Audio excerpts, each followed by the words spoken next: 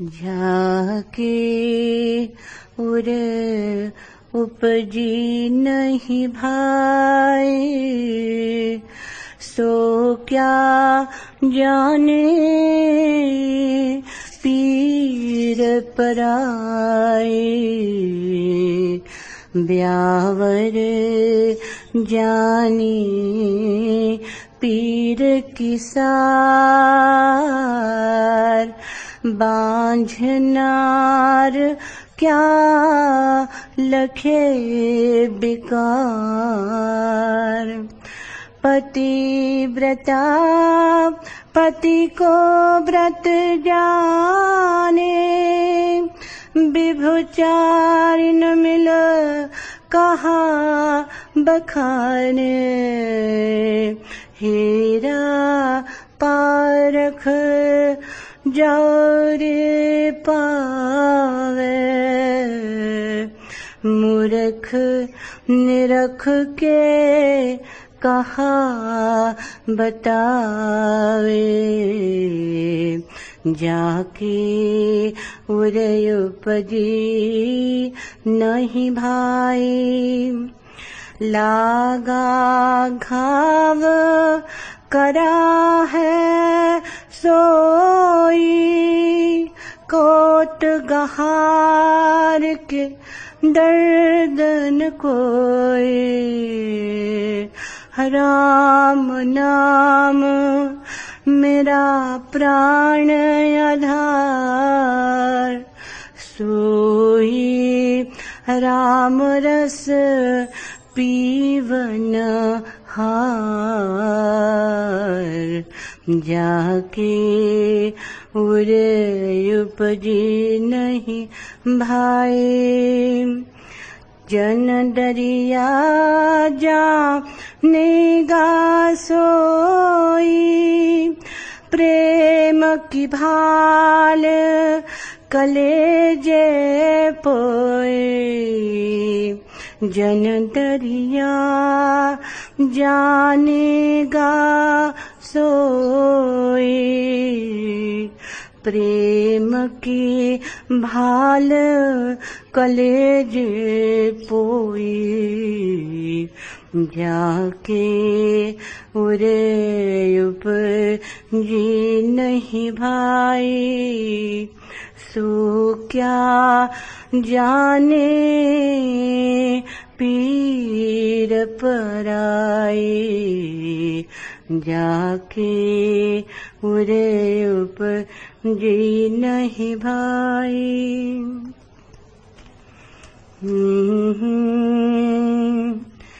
जो दुनिया तुम्हें भी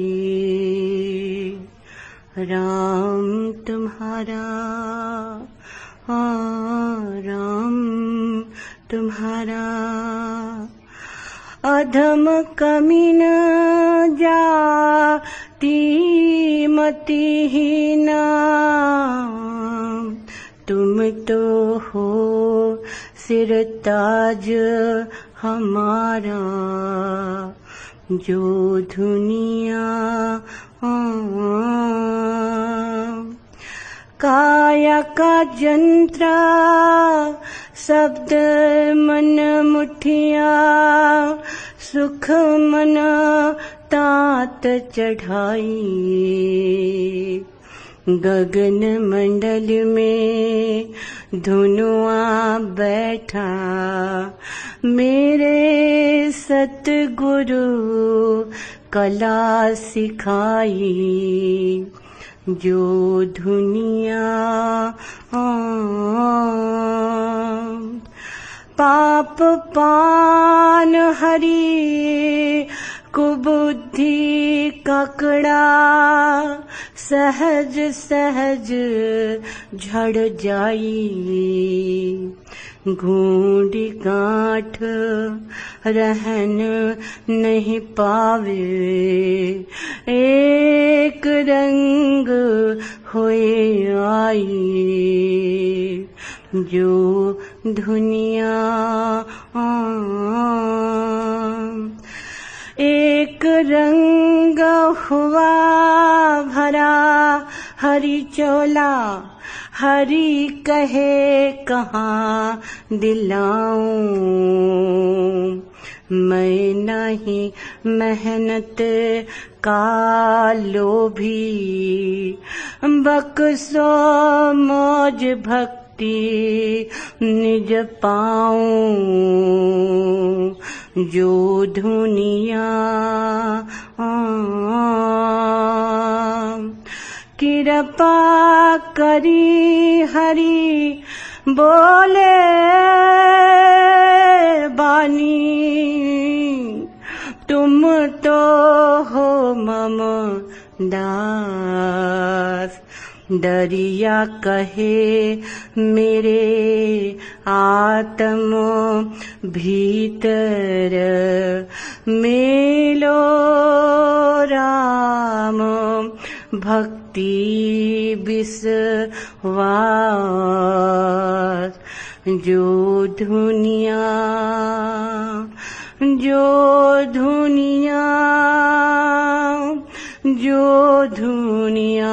तो मैं भी राम तुम्हारा, राम तुम्हारा।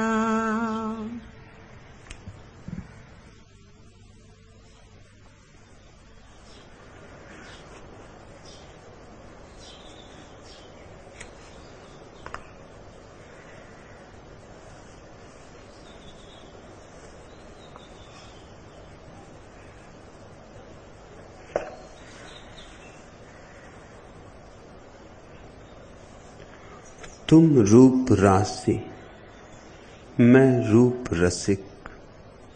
अवगुंठन खोलो, दर्शन दो।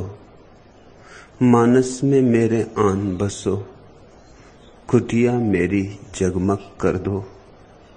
युग युग से प्यासे लिए मन में, फिरता आया इस उस जग में। ठहराव कहीं भी पा न सका, अभिशप्त रहा हर जीवन में।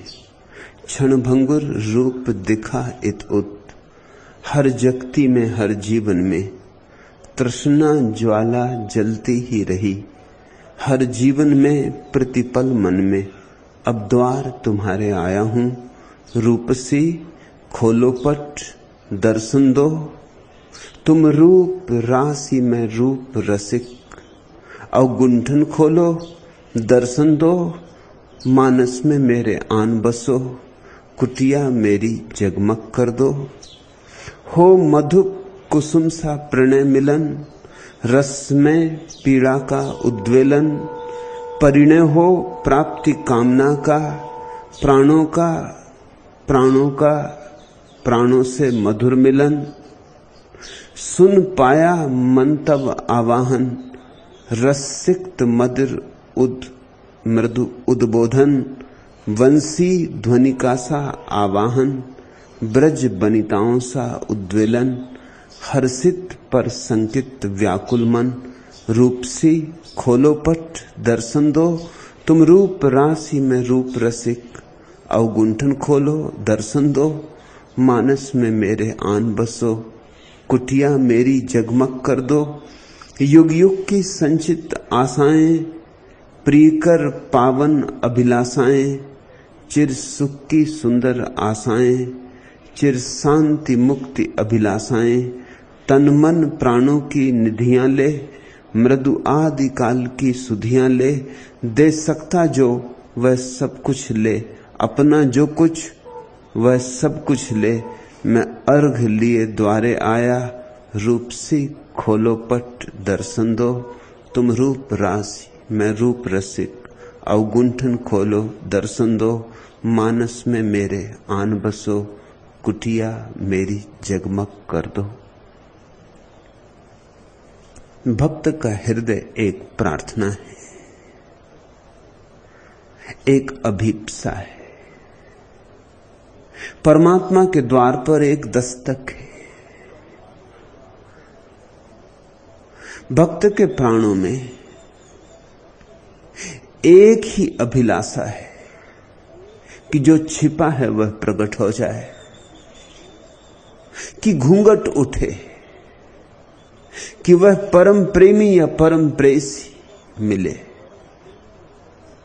इससे कम पर उसकी तृप्ति नहीं, उसे कुछ और चाहिए नहीं। और सब चाह के देख भी लिया, चाह चाह कर सब देख लिया, सब चाहे व्यर्थ पाई। दौड़ाया बहुत चाहों ने, पहुंचाया कहीं भी नहीं। जन्मों जन्मों की मृग तृष्णाओं के अनुभव के बाद कोई भक्त होता है। भक्ति अनंत अनंत जीवन की यात्राओं के बाद खिला फूल है। भक्ति चेतना की चरम अभिव्यक्ति है। भक्ति तो केवल उन्हीं को उपलब्ध होती है जो बड़ भागी है। नहीं तो हम हर बार फिर उन्हीं चक्करों में पड़ जाते, बार बार फिर कोल्हू के बैल की तरह चलने लगते। मनुष्य के जीवन में अगर कोई सर्वाधिक अविश्वसनीय बात है तो वह यह है कि मनुष्य अनुभव से कुछ सीखता नहीं, उन्हीं भूलों को दोहराता है। भूलें भी नहीं करे तो भी ठीक, बस पुरानी ही पुरानी भूलों को दोहराता है। रोज रोज वही, जन्म जन्म वही। भक्ति का उदय तब होता है जब हम जीवन से कुछ अनुभव लेते, कुछ निचोड़। निचोड़ क्या है जीवन का? कि कुछ भी पालो, कुछ भी पाया नहीं जाता। कितना ही इकट्ठा कर लो और तुम भीतर दरिद्र के दरिद्र ही रहे आते हो। धन तुम्हें धनी नहीं बनाता जब तक कि वह परम धनी ना मिल जाए, वह मालिक ना मिले। धन तुम्हें और भीतर निर्धन कर जाता है। धन की तुलना में भीतर की निर्धनता और खलने लगती है। मान, सम्मान, पद, प्रतिष्ठा सब धोखे, आत्मवंचनाएं। कितना ही छिपाओ अपने घावों को, अपने घावों के ऊपर गुलाब के फूल रख दो, इससे घाव मिटते नहीं। भूल भला जाएं क्षण भर को, भरते नहीं। दूसरों को भला धोखा हो जाए, खुद को कैसे धोखा दोगे? तुम तो जानते ही हो, जानते ही हो, जानते ही रहोगे कि भीतर घाव है, ऊपर गुलाब का फूल रख के छिपाया है। सारे जगत को भी धोखा देना संभव है, लेकिन स्वयं को धोखा देना संभव नहीं। जिस दिन यह स्थिति प्रगाढ़ होकर प्रकट होती है, उस दिन भक्त का जन्म होता है। और भक्त की यात्रा विरह से शुरू होती है, क्योंकि भक्त के भीतर एक ही प्यास उठती है, अहिर्निश। कैसे परमात्मा मिले, कहां खोजें उसे? उसका कोई पता और ठिकाना भी तो नहीं। किससे पूछें? हजारों हैं उत्तर देने वाले, लेकिन उनकी आंखों में उत्तर नहीं। और हजारों हैं शास्त्र लिखने वाले, लेकिन उनके प्राणों में सुगंध नहीं। हजारों हैं जो मंदिरों में, मस्जिदों में, गुरुद्वारों में प्रार्थनाएं कर रहे, लेकिन उनकी प्रार्थनाओं में आंसुओं का गीलापन नहीं। उनके प्रार्थनाओं में हृदय का रंग नहीं। रूखी है, सूखी है, मरुस्थल सी है। और प्रार्थना कहीं मरुस्थल होती? प्रार्थना तो मरुद्धान है, उसमें तो बहुत फूल खिलते, बहुत सुवास उठती। हां, बाहर की आरती तो लोगों ने सजा ली है, लेकिन भीतर का दिया बुझा है। और बाहर तो धूप दीप का आयोजन कर लिया है, और भीतर सब शून्य है, रिक्त है। भक्त को ये पीड़ा खलती। भक्त इस झूठी भक्ति से अपने मन को बहला नहीं सकता। ये खिलौने अब उसके काम के ना रहे।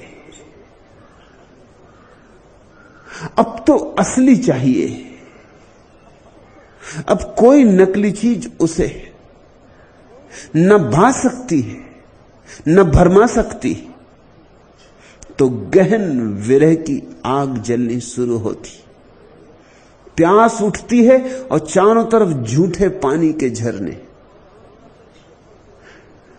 और जितनी झूठे पानी के झरने की पहचान होती है, उतनी ही प्यास और प्रगाढ़ होती।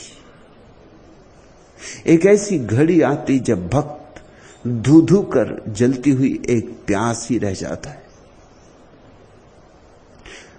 उस प्यास के संबंध में ही ये प्यारे वचन दरिया ने कहे, जाग के उर उपजी नहीं भाई, सो क्या जाने पीर पराई।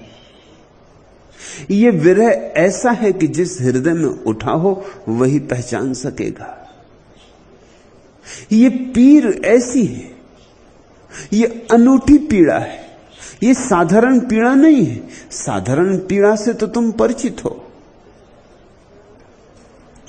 कोई है जिसे धन की प्यास है और कोई है जिसे पद की प्यास है। नहीं मिलता तो पीड़ा भी होती है। बाहर की पीड़ाओं से तो तुम परिचित हो, लेकिन भीतर की पीड़ा को तो तुमने कभी उघाड़ा नहीं। तुमने भीतर तो कभी आंख डालकर देखा ही नहीं कि वहां भी एक पीड़ा का निवास है। और ऐसी पीड़ा का कि जो पीड़ा भी है और साथ ही बड़ी मधुर भी।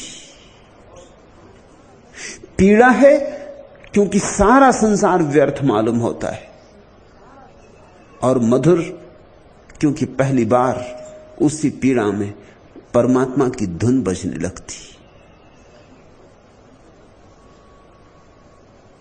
पीड़ा जैसे छाती में किसी ने छुरा भोंक दिया हो, ऐसा बिंधा रह जाता है भक्त। लेकिन फिर भी यह पीड़ा सौभाग्य है, क्योंकि इसी पीड़ा के पार उसका द्वार खुलता है, उसके मंदिर के पट खुलते। यह पीड़ा सूली भी है और सिंहासन भी।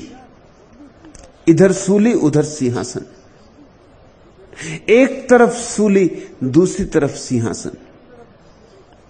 इसलिए पीड़ा बड़ी रहस्यमय है। भक्त रोता भी है, लेकिन उसके आंसू और तुम्हारे आंसू एक ही जैसे नहीं होते।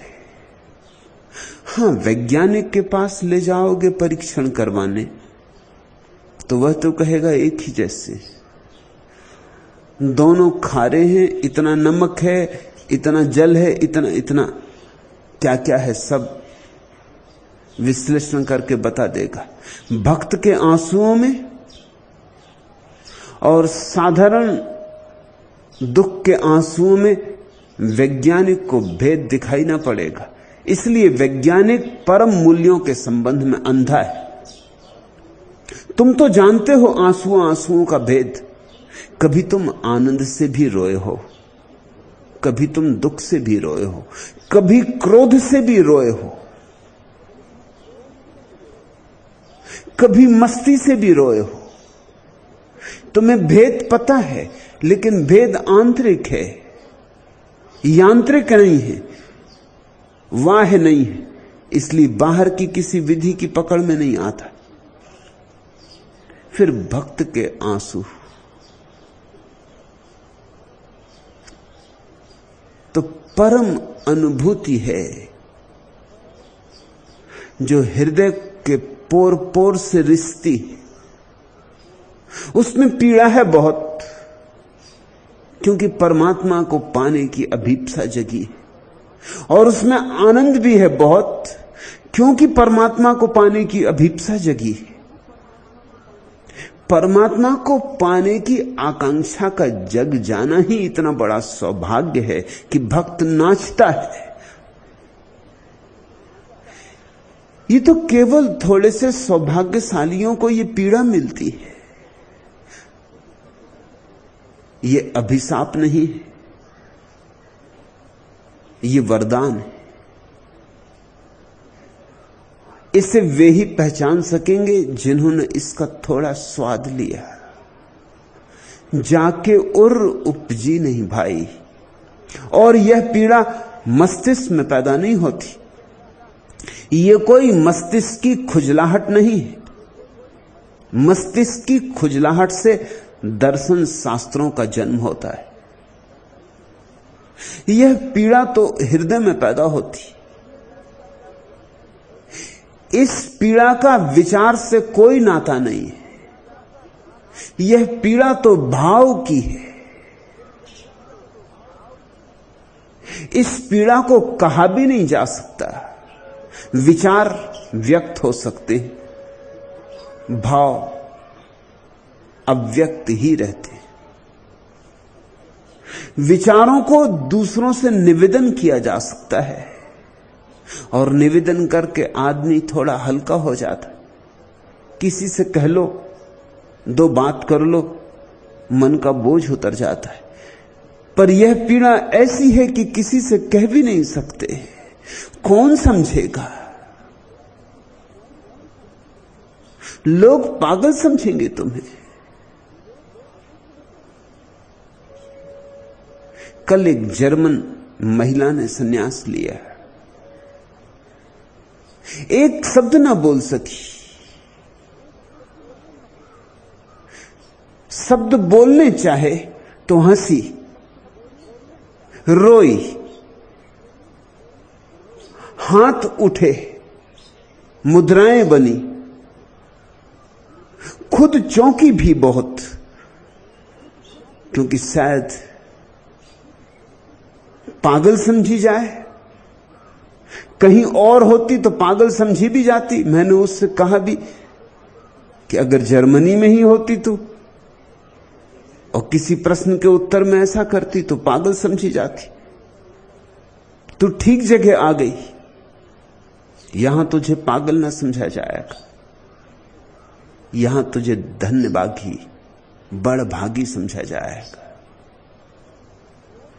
रोती है, डोलती है, हाथ उठते हैं, कुछ कहना चाहते हैं, ओंठ खुलते हैं, कुछ बोलना चाहते हैं, मगर विचार हो तो कह दो, भाव हो तो कैसे कहो।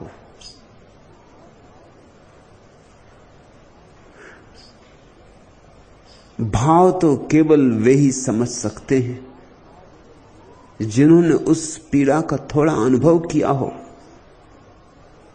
इसलिए सत्संग का मूल्य है। सत्संग का अर्थ है जहां तुम जैसे और दीवाने भी मिलते हैं। सत्संग का अर्थ है जहां चार दीवाने मिलते हैं, जो एक दूसरे का भाव समझेंगे, जो एक दूसरे के भाव के प्रति सहानुभूति नहीं, समानुभूति भी अनुभव करेंगे। जहां एक के आंसू दूसरे के आंसुओं को छेड़ देंगे, और जहां एक का गीत दूसरे के भीतर गीत की गूंज बन जाएगा, और जहां एक नाच उठेगा तो से सब भी पुलक से भर जाएंगे। जहां एक ऊर्जा उन सबको घेर लेगी। सत्संग अनूठी बात है। सत्संग का अर्थ है जहां पियक्कड़ मिल बैठे। अब जिन्होंने कभी पी ही नहीं है शराब, वे तो कैसे समझेंगे। और बाहर की शराब तो कहीं भी मिल जाती, भीतर की शराब तो कभी कभी बहुत मुश्किल से मिलती, क्योंकि भीतर की शराब जहां मिल सके ऐसी मधुशालाएं ही कभी कभी सैकड़ों सालों के बाद निर्मित होती, किसी बुद्ध के पास, किसी नानक के पास, किसी दरिया के पास, किसी फरीद के पास कभी सत्संग का जन्म होता है। सत्संग किसी जागृत पुरुष की हवा है। सत्संग किसी जागृत पुरुष के पास तरंगायित भाव की दशा है। सत्संग किसी के जले हुए दिए की रोशनी, उस रोशनी में जब चार दीवाने बैठ जाते और हृदय से हृदय जुड़ता है और हृदय से हृदय तरंगित होता है, तभी जाना जा सकता है। दरिया ठीक कहते। और तुम जरा भी समझ लो इस पीर को, इस पीड़ा को, तो तुम्हारे जीवन में भी अमृत की वर्षा हो जाए।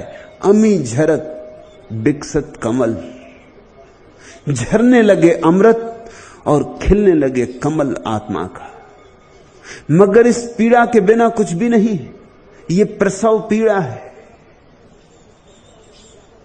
जाके उर उपजी नहीं भाई, सो क्या जाने पीर पर आई। हर समय तुम्हारा ध्यान प्रिय, मन उद्वेलित आकुल प्रतिपल, छू पाती मन के तारों को मेरी निस्वर मनुहार विकल। अनुरागमयी कह दो आश्वासन के दो शब्द सरस, दो बूंद सही मधु तो दे दो, घुल जाए मन में किंचित रस। यह व्यथा की जिसका अंत नहीं, यह त्रसा की पल भर चैन नहीं। मधुघट सन्मुख मधुदान नहीं, यह न्याय नहीं, यह न्याय नहीं।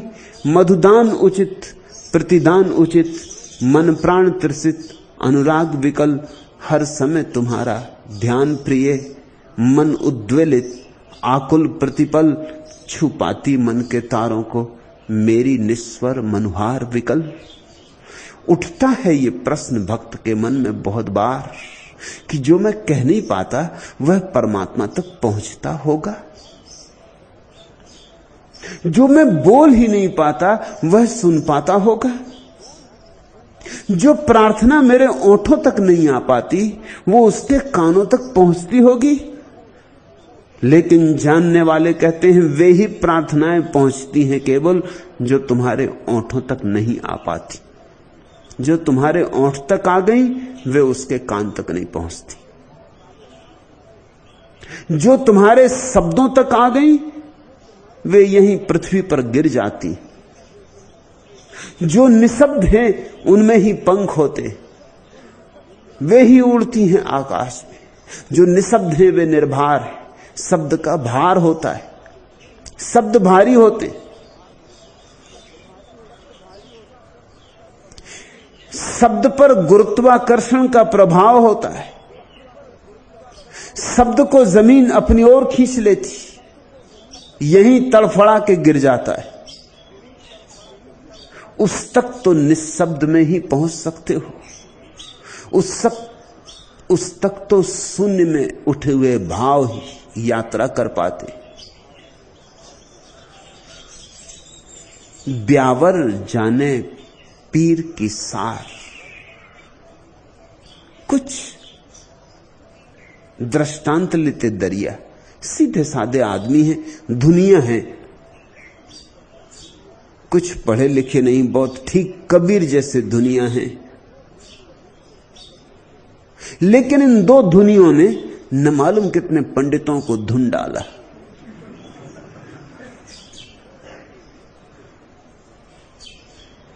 कुछ बड़े बड़े शब्द नहीं है, शास्त्रीय शब्द नहीं, सीधे साधे लोग की समझ में आ सके। ब्यावर जाने पीर की सार। कहते हैं जिस ने बच्चे को जन्म दिया हो वह स्त्री जानती है प्रसव की पीड़ा को। और जिसने अपने हृदय में परमात्मा को जन्म दिया हो वही जानता है भक्त की पीड़ा को। ब्यावर जाने पीर की सार। कठिन है। जिस स्त्री ने अभी बच्चे को जन्म नहीं दिया, वह समझे भी तो कैसे समझे कि 9 महीने बच्चे को गर्भ में ढोना, वह भार, बमन, उल्टियां, भोजन का करना मुश्किल, चलना उठना बैठना सब मुश्किल, और फिर भी एक आनंद मगनता। तुमने गर्भवती स्त्री की आंखों में देखा? पीर नहीं दिखाई पड़ती, पीड़ा नहीं दिखाई पड़ती, एक अहोभाव, एक धन्य भाव। तुमने उसके चेहरे की आभा देखी, एक प्रसाद। गर्भवती स्त्री में एक अपूर्व सौंदर्य प्रकट होता है। उसके चेहरे से जैसे 2 आत्माएं झलकने लगती, जैसे उसके भीतर 2 दिए जलने लगते एक की जगह। देह कितनी ही पीड़ा से गुजर रही हो, उसकी आत्मा आनंद मग्न हो नाचने लगती। मां बनने का क्षण करीब आया, फलवती होने का क्षण करीब आया। अब फूल लगेंगे, वसंत आ गया। और जैसे वसंत में वृक्ष नाच उठते हैं और मस्त हो उठते हैं, ऐसे ही गर्भवती स्त्री मस्त हो उठती। यद्यपि कठिन है यात्रा, कष्टपूर्ण है यात्रा, 9 महीने। और गर्भवती स्त्री की तो यात्रा 9 महीने में पूरी हो जाती, लेकिन जिन्हें अपने भीतर बुद्धों को जन्म देना है, जिन्हें अपने भीतर परमात्मा को जन्म देना, उसकी तो कोई नियति सीमा नहीं है। 9 महीने लगेंगे कि 9 वर्ष लगेंगे कि 9 जन्म लग जाएंगे, कोई कुछ कह सकता नहीं। कोई बंधा हुआ समय नहीं। तुम्हारी त्वरा, तुम्हारी तीव्रता, तुम्हारी तन्मयता, तुम्हारी समग्रता पर निर्भर है। कितने प्राणपण से जुटोगे इस पर निर्भर है। 9 क्षण में भी हो सकता, 9 महीने में भी ना हो, 9 जन्म भी व्यर्थ चले जाएं। समय बाहर से निर्णीत नहीं, समय तुम्हारे भीतर से निर्णीत होगा। कितने प्रज्वलित हो, कितने धू-धू कर जल रहे हो। ब्यावर जाने पीर की सार, बांझ नार क्या लखे बिकार। जिसने कभी बच्चे को जन्म नहीं दिया, उसे तो सिर्फ इतना ही दिखाई पड़ता होगा कितनी मुसीबत में पड़ गई बेचारी। गर्भवती स्त्री को देख के उसे लगता होगा कितनी मुसीबत में पड़ गई बेचारी। उसे तो पीड़ा ही पीड़ा दिखाई पड़ती होगी, स्वाभाविक भी है। लेकिन पीड़ा में एक माधुर्य है, एक अंतर नाद है, वह तो उसे नहीं सुनाई पड़ सकता। वह तो सिर्फ अनुभोक्ता का ही हक है, अधिकार है। पतिव्रता पति को व्रत जाने। जिसने किसी को प्रेम किया है और जिसने किसी को ऐसी गहनता से प्रेम किया है कि उसके प्रेमी के अतिरिक्त उसे संसार में कोई और बचा ही नहीं, जिसने सारा प्रेम किसी एक के ही ऊपर निछावर कर दिया है, जिसके प्रेम में इतनी आत्मीयता है, इतना समर्पण है कि अब इस प्रेम के बदलने का कोई उपाय नहीं, ऐसी शाश्वतता है कि अब कुछ भी हो जाए, जीवन रहे कि जाए, मगर प्रेम थिर रहेगा। जीवन तो एक दिन जाएगा, लेकिन प्रेम नहीं जाएगा। जीवन तो एक दिन चिता पर चढ़ेगा, लेकिन प्रेम का फिर कोई अंत नहीं। जिसने किसी एक को इतनी अनन्यता से चाहा है, इतनी परिपूर्णता से चाहा है, वही जान सकता प्रेम की प्रीति की पीड़ा। व्यभिचारित मिल कहा बखाने, लेकिन जिसने कभी किसी से आत्मीयता नहीं जानी, किसी से प्रेम नहीं जाना, जो क्षण भंगुर में ही जिया है, वैश्या से पूछने जाओगे पतिव्रता के हृदय का राज, तो कैसे बताएगी? वह उसका अनुभव नहीं। पतिव्रता का राज तो पतिव्रता से पूछना होगा, और फिर भी पतिव्रता बता ना सकेगी। क्या बताएगी? गूंगे का गुड़, बोलो तो बोल ना सको। हां, पतिव्रता के पास रहोगे तो शायद थोड़ा थोड़ा झलक मिलनी शुरू हो। उसका अनन्य प्रेम भाव देखो तो शायद झलक मिलनी शुरू हो। उसका समग्र समर्पण देखो तो शायद झलक मिलनी शुरू हो। हीरा पारख जौहरी पावे, मूरख निरख के कहा बतावे। हीरा हो तो पारख ही जान सकेगा, मूरख देख भी लेगा तो भी क्या बताएगा। यह वचन प्यारा है। मैं तुमसे कहता हूं, परमात्मा को तुमने भी देखा है मगर पहचान नहीं पाए। ऐसा कैसे हो सकता है कि परमात्मा को न देखा हो? ऐसा तो हो ही नहीं सकता। हीरा ना देखा हो यह हो सकता है, लेकिन परमात्मा ना देखा हो यह नहीं हो सकता, क्योंकि हीरे तो कभी कहीं मुश्किल से मिलते। परमात्मा तो सब तरफ मौजूद है। वृक्षों के पत्ते पत्ते में उसके हस्ताक्षर, कंकड़ कंकड़ पर उसकी छाप, पत्थर पत्थर में उसकी प्रतिमा, पक्षी पक्षी में उसके गीत। हवाएं जब वृक्षों से गुजरती हैं तो उसकी भगवत गीता, और आकाश में जब बादल घिर आते हैं और गड़गड़ाने लगते तो उसका कुरान, और झरनों में जब कल कल नाद होता है तो उसके वेद। तुम बचोगे कैसे? और जब सुबह सूरज निकलता है तो वही निकलता है, और जब रात चांद की चांदनी बरसने लगती है तो वही बरसता है। मोर के नाच में भी वही है, कोयल की कुहू कुहू में भी वही है, मेरे बोलने में वही है, तुम्हारे सुनने में वही है। उसके अतिरिक्त तो कोई और है ही नहीं। ऐसा तो कभी पूछना ही मत कि परमात्मा कहां है, ऐसा ही पूछना कि परमात्मा कहां नहीं। तो ये तो हो ही कैसे सकता है कि तुमने परमात्मा को न देखा हो? रोज रोज देखा है, हर घड़ी देखा है, हर घड़ी उठी उसी से तो मुठभेड़ हो जाती। कबीर से किसी ने कहा कि अब तुम परम ज्ञान को उपलब्ध हो गए, अब बंद कर दो ये दिन रात कपड़े बुनना और फिर बाजार बेचने जाना, शोभा भी नहीं देता।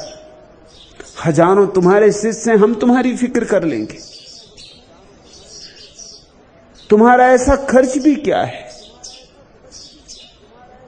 2 रोटी हम जुटा देंगे। हमारे मन में पीड़ा होती कि तुम कपड़ा बुनो और फिर कपड़े बेचने बाजार जाओ। लेकिन कबीर ने कहा कि नहीं नहीं, फिर राम का क्या होगा? उन्होंने पूछा कौन राम? उन्होंने कहा वो जो ग्राहक में छिपे हुए राम आते, उनके लिए कपड़े बुनता हूं। कबीर जब बनारस के बाजार में बैठ के और कपड़े बेचते थे तो हर ग्राहक से कहते थे, राम संभाल के रखना, बहुत प्रेम से बुना है, झीनी झीनी रे बीनी चदरिया। इसमें बहुत रस डाला है, इसमें प्राण उड़ेले।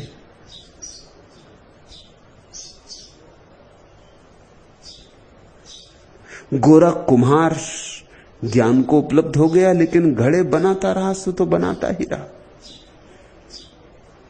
किसी ने कहा गोरा कुम्हार को, अब तो बंद कर दो घड़े बनाने, तुम बुद्धत्व को उपलब्ध हो गए, इतने तुम्हारे शिष्य हैं। गोरा कुम्हार ने कहा, मैं कुम्हार और परमात्मा भी कुम्हार, उसने घड़े बनाने बंद नहीं किए, मैं कैसे कर दूं? वह बनाया जाता है, मैं भी बनाया जाऊंगा। और घड़े किनके लिए बनाता हूं? उसके लिए ही बनाता हूं जब तक हूं जो भी सेवा बन सके उसकी। गोरा को किसी ने कभी मंदिर जाते नहीं देखा, पूजा प्रार्थना करते नहीं देखा, लेकिन घड़े बनाते जरूर देखा। और जब गोरा मिट्टी कूटता था, अपने पैरों से मिट्टी रौंदता था, तो उसकी मस्ती देखने जैसी थी। सैकड़ों लोग देखने इकट्ठे हो जाते थे। मिट्टी क्या कूदता था, जैसे मीरा नाचती थी ऐसे ही नाचता था, ऐसा ही मस्त, ऐसा ही दीवाना। उस मिट्टी में भी मस्ती आ जाती होगी, उसके बनाए गए घड़ों में शराब भरने की जरूरत न पड़ती होगी, शराब भरी ही होती होगी। उनके सूनेपन में भी शराब भरी होती होगी, उनके खालीपन में भी रस भरा होता होगा।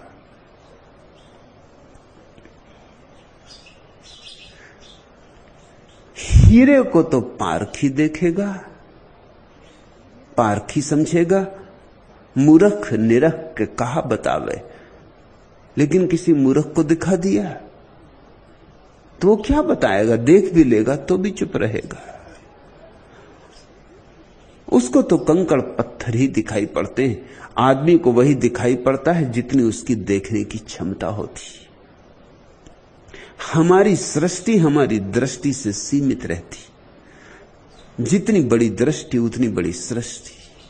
जब दृष्टि इतनी असीम होती है कि उसकी कोई सीमा नहीं, तब सृष्टि खो जाती है और सृष्टा दिखाई देता है।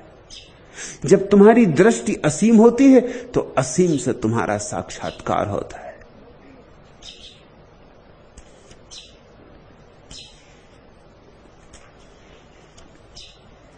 सघन आवेग के बादल हृदय आकाश में जब सजल अनुभूति लेकर डोलते हैं, रंगीली कल्पना के तप पिपासित भाव पंछी अधर में गीत सा पर खोलते हैं।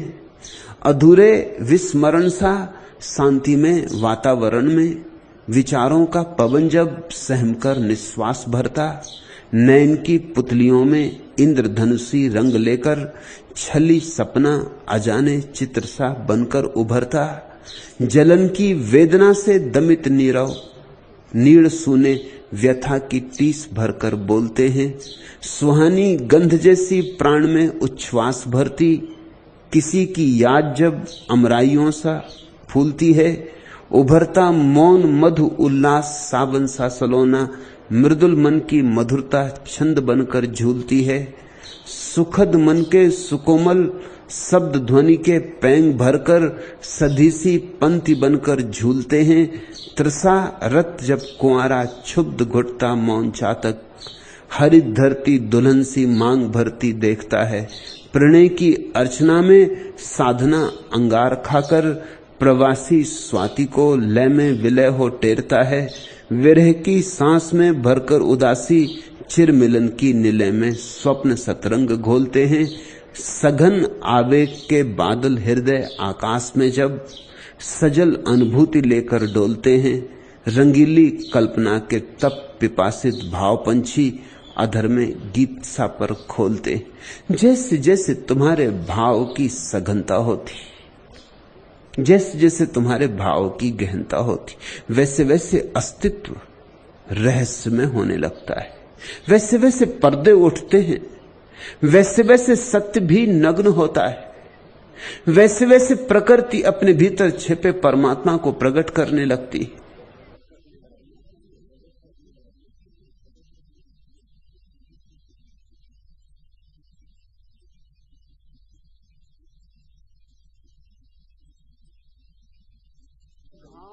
लागा घाव करा है सोई, जिसको घाव लगा है वह कराहता है। कोतक हार के दर्द न कोई, तमाशा देखने वाले को तो कोई दर्द नहीं होता। तुम जिंदगी में अब तक तमाशा देखने वाले रहे हो।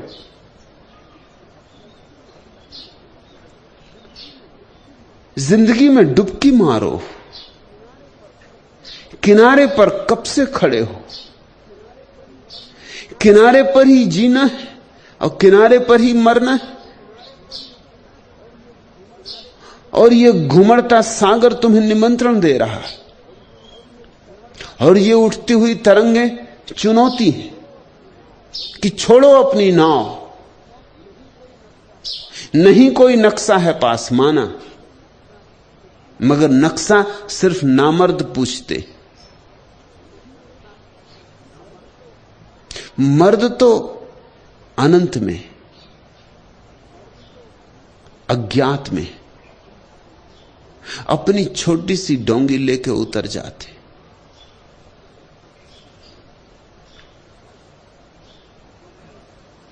खोजने का आनंद इतना है कि उसमें अगर कोई खुद भी खो जाए तो हर्ज नहीं।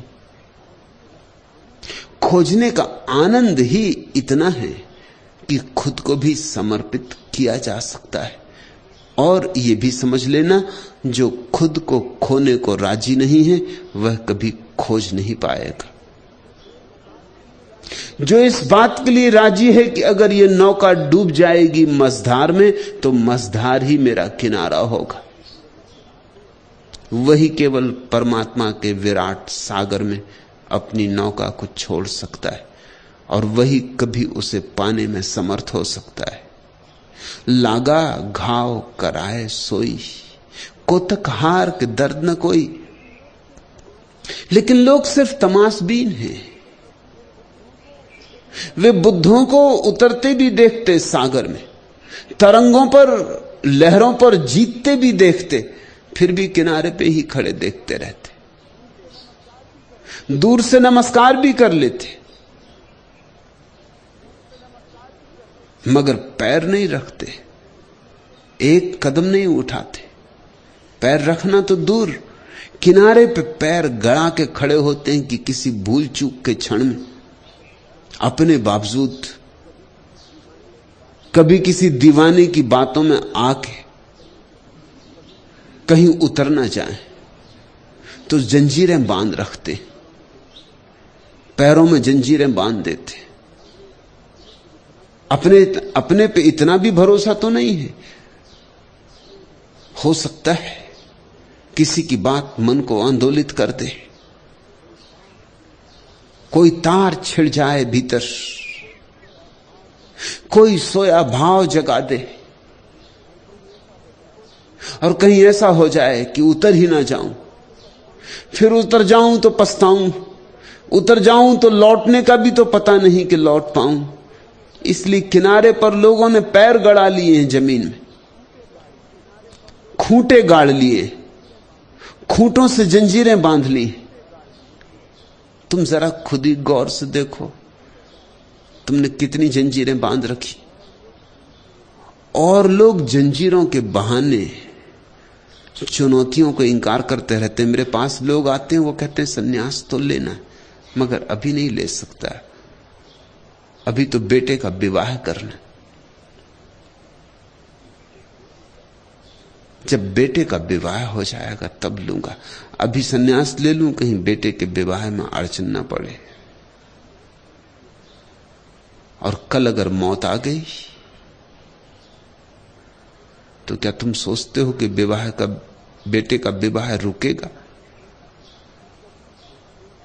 तो क्या तुम सोचते हो कि तुम्हारी मौत से कुछ बाधा पड़ जाने वाली है? और मौत आ गई तो फिर क्या करोगे? नहीं, लेकिन कोई ये सोचता ही नहीं कि मैं कभी मरने वाला हूं। लोग सोचते हैं सदा दूसरे मरते। मौत हमेशा किसी और की होती, मेरी नहीं। मैं तो सदा बचता हूं। ये तो कोई सोचता ही नहीं कि कल मौत हो सकती है। और जिसने ये नहीं सोचा है कि कल मौत हो सकती है, वह आज के निमंत्रण को स्वीकार न कर सकेगा। वो कल पे टालेगा। वो कहेगा कुछ और थोड़ा काम धाम निपटा लूं। बुद्ध एक गांव से 30 साल तक गुजरे, कई बार गुजरे। वो उनके रास्ते में पड़ता था, श्रावस्ती आते जाते। उस गांव में एक वणिक था। 30 साल में बुद्ध नहीं तो कम से कम 60 बार उस गांव से गुजरे, लेकिन वो मिलने ना जा सका, सुनना जा सका। जाना चाहता था, जवान था तब से जाना चाहता था, बूढ़ा हो गया तब तक नहीं गया। जिस दिन उसे खबर मिली कि अब बुद्ध प्राण छोड़ रहे, देह छोड़ रहे, उस दिन भागा हुआ पहुंचा। लोगों ने पूछा, इस गांव से बुद्ध इतनी बार निकले, तू कभी गया नहीं? उसने कहा, कोई ना कोई बहाना मिल गया। आज मैं जानता हूं कि वे बहाने थे। कभी घर से निकल ही रहा था कि कोई ग्राहक आ गया। उस समय कोई गुमास्ता कानून तो था नहीं कि कितने बजे दुकान खोलनी, कितने बजे दुकान बंद करनी। जब तक ग्राहक आते रहे दुकान खुली रहे। अब एक ग्राहक आ गया, बंद ही कर रहा था दुकान, तो उसने सोचा कि अगली बार जब बुद्ध निकलेंगे तब निपट लूंगा। ये ग्राहक अगली बार आए कि ना आए, हाथ आए ग्राहक को छोड़ना। कभी बुद्ध गांव आए, घर में मेहमान थे, तो इनकी सेवा करनी कि बुद्ध से मिलने जाऊं। कभी बुद्ध आए तो पत्नी बीमार थी, कभी बुद्ध आए तो बच्चा हुआ था घर में, कभी बुद्ध आए तो ऐसा, कभी बुद्ध आए तो वैसा, बेटी का विवाह था। कभी बुद्ध आए तो पड़ोस में कोई मर गया, तो उसकी अर्थी में जाऊं कि बुद्ध को सुनने जाऊं। ऐसे आते ही रहे बहाने, आते ही रहे। और ये सब तुम्हारे बहाने, याद रखना। वो आदमी तुम्हारे सारे बहानों को इकट्ठा बता रहा है। 30 साल और लोग चूकते गए। और कभी कभी तो ऐसी छोटी छोटी बातों से चूकते हैं जिसका हिसाब नहीं।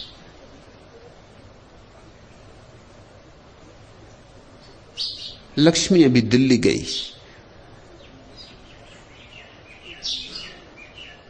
एक मंत्री से मिली, तो मंत्री ने कहा मैं आया था आश्रम के द्वार तक। द्वार से मैंने झांक के भीतर देखा तो वहां 4-6 लोग देखे जो मुझे पहचानते, इसलिए द्वार से ही लौट पड़ा। दिल्ली से सिर्फ आश्रम के ही लिए आया था, लेकिन यह देख के कि 2-4 आदमी वहां मौजूद थे जो मुझे पहचानते हैं, तो अफवाह उड़ जाएगी, अखबारों में खबर पहुंच जाएगी, और मेरे साथ नाम जोड़ना खतरे से खाली नहीं। न मालूम कितने मंत्री खबर भेजते हैं कि हम समझते हैं और हम चाहते हैं कि किसी तरह आपके काम में किसी भी प्रकार से हम सहयोगी हो सके, लेकिन हम प्रकट रूप से कुछ भी नहीं कर सकते। हम प्रकट रूप से ये भी कह भी नहीं सकते यहां न मालूम कितने संसद सदस्य आए और गए, और अभी जब संसद में मेरे संबंध में विवाद चला तो उनमें से एक भी नहीं बोला। मैंने पूरी फेहरिस्त देखी कि जो यहां आए और गए उनमें से कोई बोला कि नहीं। जो यहां आए और गए उनमें से एक भी नहीं बोला। यहां कह के गए थे कि हम आपके लिए लड़ेंगे, लड़ने की तो बात दूर, बोले ही नहीं, क्योंकि यह भी पता चल जाए कि यहां आए थे या मुझसे कुछ नाता है या मुझसे कुछ संबंध है या मुझसे कुछ लगाव है, तो खतरे से खाली बात नहीं। जो बोले उनमें से कोई यहां आया नहीं, उनमें से किसी ने कोई मेरी किताब नहीं पढ़ी, मुझे सुना नहीं। अब ये बड़े मजे की बात है, घंटे भर विवाद चला, उसमें बोलने वाले एक भी मुझसे परिचित नहीं, और जो परिचित हैं और बहुत परिचित हैं वो चुप रहे।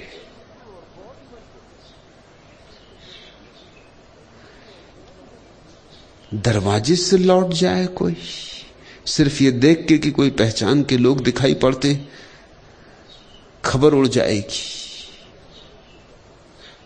कैसे कैसे बहाने आदमी खोज लेता है, और कैसी क्षुद्र बहानों के कारण कितनी अनंत संभावनाओं से वंचित रह जाता है। अब जो आदमी दिल्ली से यहां तक आया, कुछ न कुछ प्यास थी,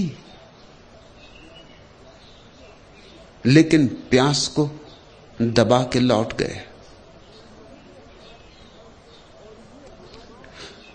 और ये हमारी सदी तो तमाशबीनों की सदी है। दुनिया इतनी तमाशबीन कभी भी नहीं थी। आधुनिक टेक्नोलॉजी ने आदमी को बिल्कुल तमाशबीन बना दिया। अगर तुम आदिवासियों से मिलने जाओ तो जब उन्हें नाचना होता है वो नाचते हैं, नाच देखते नहीं, नाचते हैं। और जब उन्हें गाना होता तो गाते हैं, अपना अलगोजा बजाते हैं।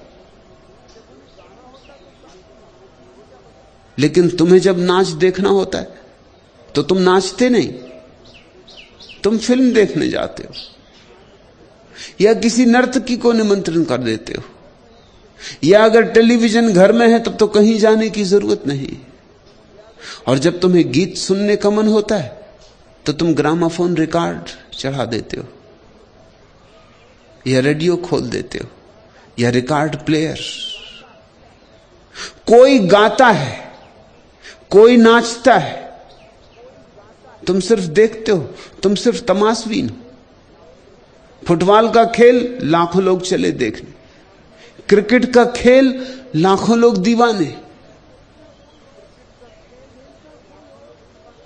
खेलता कोई और है, पेशेवर खिलाड़ी जिनका धंधा खेलना है। मेरा एक सन्यासी है यहां, पेशेवर खिलाड़ी, पेशेवर खिलाड़ी है।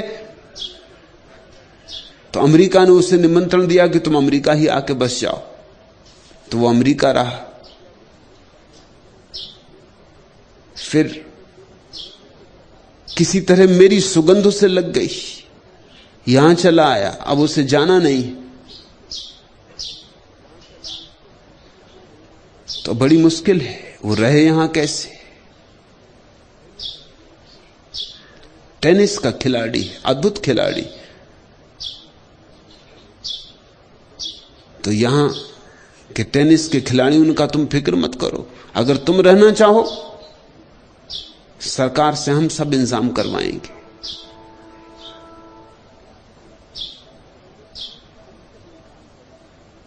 हम सब इंतजाम करेंगे तुम्हारे रहने, खाने, पीने, तनख्वाह का।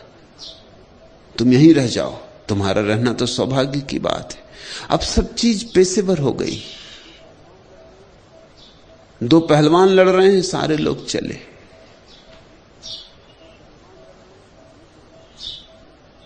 अमेरिका में लोग 5-5, 6-6 घंटे टेलीविजन के सामने बैठे बस देख रहे हैं। धीरे धीरे सब चीज देखने की होती जा रही। अब प्रेम तुम करते नहीं, फिल्म में दिखाते हो 2 लोगों को प्रेम करते, अब तुम्हें करने की क्या झंझट, क्योंकि प्रेम की झंझटें हैं बहुत। फिल्म में देखा है, बात खत्म हो गई, निश्चिंत आके सो गए। ये सदी तमाशबीनों की सदी है। और जब सब चीजों के संबंध में तुम तमाशबीन हो गए हो, तो परमात्मा के संबंध में तो बहुत ही ज्यादा है। क्योंकि परमात्मा तो आखिरी बात है, मुश्किल से उसकी खोज पे कोई निकलता है। अब तो यहां खोज का सवाल ही नहीं है। अब तो हर चीज कोई दूसरा तुम्हारे लिए कर देता, तुम देख लो। परमात्मा के संबंध में तो तुम्हें तमाशबीन नहीं रहना होगा, वहां तो भागीदार बनना होगा। वहां तो नाचना होगा, गाना होगा, रोना होगा, भाव विभोर होना होगा। वहां तो संयुक्त होना होगा। यहां लोग आते, मैं उनसे पूछता हूं कुछ ध्यान किया, वो कहते हैं कि नहीं, अभी तो हम सिर्फ देखते। क्या देखोगे? ध्यान कभी किसी ने देखा है? ध्यान कोई वस्तु है जो तुम देख लोगे? नहीं, वो कहते हैं हम दूसरों को ध्यान करते देखते।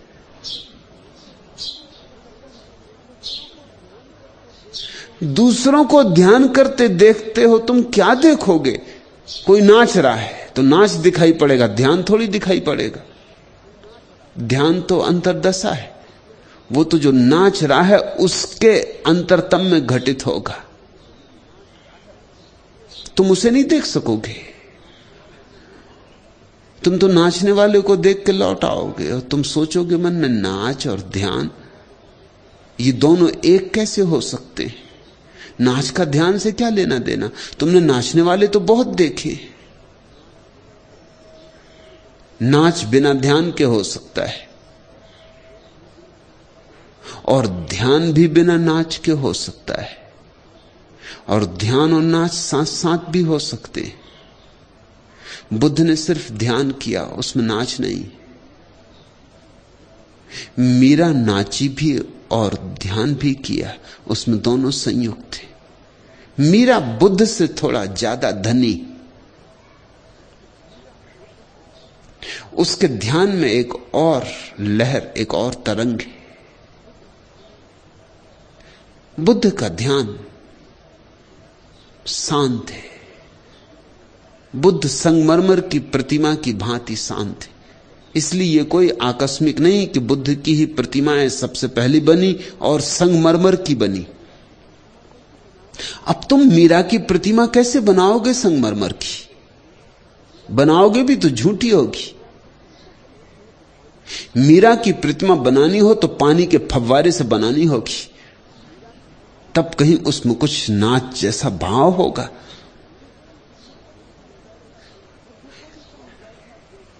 बुद्ध को भी तुम बैठा देख लोगे वृक्ष के नीचे सिद्धासन में, तो क्या ध्यान देखोगे? सिद्धासन दिखाई पड़ेगा कि हाथ कहां रखे, कि पैर कहां रखे, कि रीढ़ सीधी है, कि सिर ऐसा है, कि आंख आधी खुली कि पूरी बंद।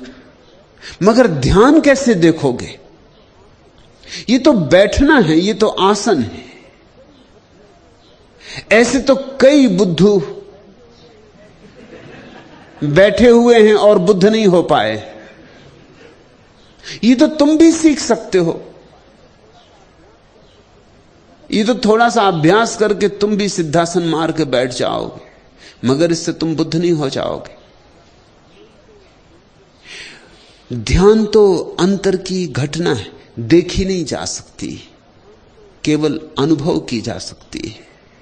लागा घाव करा है सोई, कोतक हार के दर्द न होई। जिसको दर्द नहीं हुआ है वो समझ ही नहीं पाएगा। विवेक मुझे कहती थी उसके पिता को कभी सिरदर्द नहीं हुआ ही नहीं। तो लाख कोई समझाए कि सिरदर्द क्या है, उसके पिता को समझ में नहीं आता। कहते सिरदर्द कैसे समझाओगे जिस आदमी को सिरदर्द हुआ ही नहीं? जिसको सिरदर्द नहीं हुआ उसे तो सिर का भी पता नहीं चलता। सिरदर्द तो दूर की बात है, सिर दर्द में ही सिर का पता चलता है। नहीं समझाना असंभव है। तुम आंख वाले हो, अंधे की क्या दशा है तुम कैसे समझोगे? आंख वाले अक्सर सोचते हैं कि अंधे आदमी को अंधेरे ही अंधेरे में रहना होता होगा। तुम बिल्कुल गलत सोचते हो। अंधेरा भी आंख वाले का अनुभव है। अंधे को तो अंधेरा भी दिखाई नहीं पड़ सकता, फिर अंधेरे को भी नहीं देख सकता जो उसे क्या दिखाई पड़ता होगा। ख्याल रखना, आंख ही रोशनी देखती है, आंख ही अंधेरा देखती है। अंधे को ना रोशनी दिखाई पड़ती ना अंधेरा दिखाई पड़ता, फिर क्या दिखाई पड़ता? अंधे को कुछ दिखाई ही नहीं पड़ता, आंख ही नहीं है। तुम सोचते हो बहरे को सन्नाटा सुनाई पड़ता होगा, तो तुम गलती में हो। सन्नाटा सुनने के लिए भी कान चाहिए। जैसे संगीत सुनने के लिए कान चाहिए, ऐसे सन्नाटा सुनने के लिए भी कान चाहिए। सन्नाटा भी कान का अनुभव है। तो बहरे को क्या सुनाई पड़ता होगा? कुछ भी सुनाई नहीं पड़ता। न उसे शब्द का पता है, न सन्नाटे का, न संगीत का, न सुनने का। वह अनुभव का जगत ही नहीं है उसका, कोई उपाय नहीं है उसको।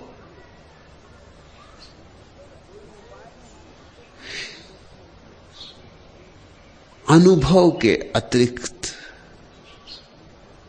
कोई समझने का उपाय नहीं। लोग पूछते हैं हम ईश्वर को समझना चाहते हैं, और समझ लें तो फिर अनुभव भी करें। उन्होंने तो पहले से ही एक गलत शर्त लगा दी, अनुभव करो तो समझ सकते हो। वो कहते हैं हम समझ लें तो फिर अनुभव करें। लोग चाहते हैं कि पहले ध्यान को हम समझ लें तो फिर ध्यान करें। गलत शर्त लगा दी। ये तो तुमने ऐसी शर्त लगा दी कि पहले तैरने को समझ लें तो फिर हम तैरना सीखें। अब तैरना तुम्हें कैसे समझाया जाए? गद्दा तकिया बिछा के उस पर तुम्हारे हाथ पर तड़फड़ाए जाएं? मैंने सुना मुल्ला नसरुद्दीन गया था तैरना सीखने। जो उस्ताद उसे ले गए थे सिखाने, वो तो अपने कपड़े उतार रहे थे, तभी मुल्ला किनारे गया। सीढ़ियों पर जमी हुई काई थी, उसका पैर फिसल पड़ा, भड़ाम से नीचे गिरा, उठा और भागा घर की तरफ। उस्ताद ने कहा कहां जाते हो बड़े मियां? तैरना नहीं सीखना? उसने कहा कि अब तो जब तक तैरना ना सीख लूं नदी के पास नहीं आऊंगा। तो भगवान की कृपा है कि पैर फिसला और पानी में नहीं पहुंच गया।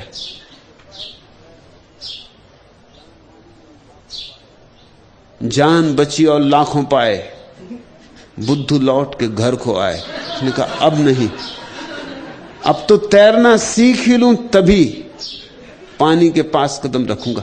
लेकिन तैरना कैसे सीखोगे?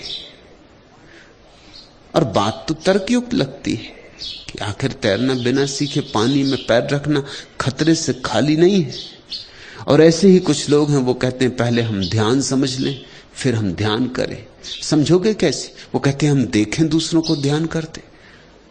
हां देखोगे, कुछ दिखाई भी पड़ेगा। कोई पद्मासन लगा के विपस्सना कर रहा है,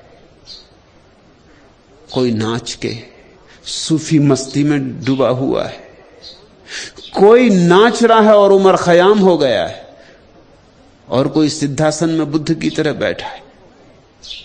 मगर ये तो बाहर की घटनाएं हैं जो तुम देख रहे हो। भीतर क्या हो रहा है, हो भी रहा है कि नहीं हो रहा है, ये तो जब तक तुम्हें ना हो जाए तब तक कोई उपाय नहीं।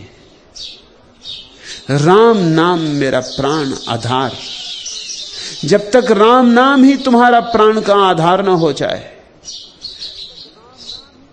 तब तक तुम ये रस पी ना सकोगे। सोई राम रस पीवनहार, वही पिएगा इसे जो हिम्मत करेगा अज्ञात में उतर जाने की, अनजान में, अपरिचित में जाने की, जो तमाशबीन नहीं, जो जुआरी है, जो अपने को दांव पर लगा सकता है, जो जोखम उठा सकता है, जो कहता है ठीक है डूबेंगे तो डूबेंगे, मगर तैरना सीखना है तो पानी में उतरेंगे। जन दरिया जानेगा सोई, प्रेम की भाल कलेज पोई। वही जान सकेगा, केवल वही जिसके कलेजे में प्रेम का भाला छिद गया हो। अलिखित ही रही सदा जीवन की सत्य कथा। जीवन की लिखित कथा सत्य नहीं छेपक है। जीवन का विविध रूप, जीवन का त्रिविध रूप, जीवन की शाश्वत लय, चिर विरोध चिर परिणय, छोटे फल बरगद पर, शैलखंड पद पद पर, जीवन की अक्षर गति, जीवन की अंत नियति, जीवन की रेणु क्षुद्र, जीवन के सत समुद्र, जीवन के गुण अगणित, जीवन का गुण अविदित, जीवन का महाकाव्य अलिखित ही रहा सदा। जीवन का खंड काव्य खंड सत्य छेपक है। अलिखित ही रही सदा जीवन की सत्य कथा। जीवन की लिखित कथा सत्य नहीं छेपक है। शास्त्र से ना समझ सकोगे, शास्त्र तो छेपक है। एक कथा है, एक प्रतीक है, एक इशारा है, लेकिन इशारा तुम्हारे लिए काफी नहीं जब तक कि तुम्हारे भीतर स्वाद ना जन्मे। और स्वाद जन्मना जरा महंगा सौदा है। प्रेम की भाल कलेज पोई। मरना पड़े, मिटना पड़े, अहंकार को जाने दो, सूली पर चढ़ जाने दो, तो तुम्हारी आत्मा को सिंहासन मिले। मैं मरने से पहले मरना नहीं चाहता, यह जानते हुए भी कि मुझ में लड़ने का बहुत दम नहीं, लेकिन जीने की इच्छा उगते सूरज से कम नहीं। मैं मरने से पहले मरना नहीं चाहता, यह जानते हुए भी कि बहुत पास अंधेरा कांप रहा है, लेकिन ख्याल के पेड़ से पत्ते की तरह झड़ना नहीं चाहता। मैं मरने से पहले मरना नहीं चाहता। और वही जान पाता है परमात्मा को जो मरने के पहले मर जाता है। मरते तो सभी हैं, लेकिन जीते जी जो मर जाता है उसके सौभाग्य की कोई सीमा नहीं।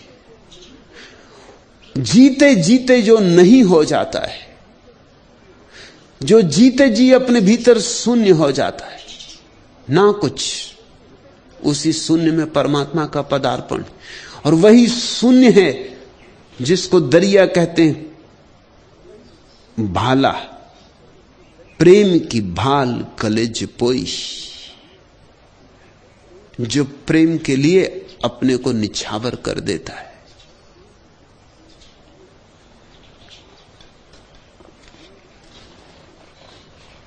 जो दुनिया तो मैं भी राम तुम्हारा। दरिया कहते हैं कि मुझे मालूम है कि मैं ना कुछ हूं, दुनिया हूं, दीनहीन हूं, मगर इससे कुछ फर्क नहीं पड़ता, क्योंकि मुझे दूसरी बात भी पता है। तो मैं भी राम तुम्हारा, मैं तुम्हारा हूं। दुनिया सही, ना कुछ सही, दीनहीन सही, इसकी मुझे जरा भी चिंता नहीं, ये बात मुझे खलती नहीं, क्योंकि हूं तुम्हारा। और तुम्हारे होने में सम्राट हूं। तुम्हारे होने में सारा साम्राज्य मेरा है। अधम कमीन जाति मतिहीना, बहुत गिरा हूं, पापी हूं। मुझसे बुरा आदमी खोजना कठिन है।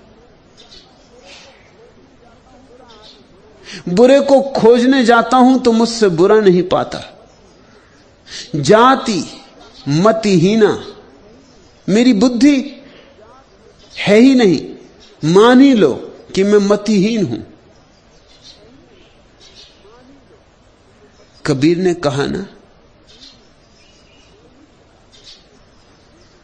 कि कभी कागज हाथ से छुआ नहीं,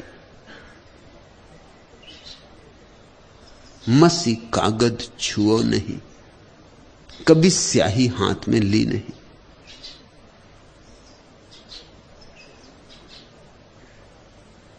कबीर ने यह भी कहा, लिखा लिखी की है नहीं, देखा देखी बात। तो न शास्त्र जानता हूं, न बहुत ज्ञानी हूं, न पांडित्य है कुछ। पक्का मान लो कि मतिहीन हूं। लेकिन इससे क्या फर्क पड़ता है? फिर भी मैं तुम्हारा हूं और तुम मेरे हो। तुम तो हो सिरताज हमारा और तुम हो हमारे सिर पर। बस इतना बहुत है।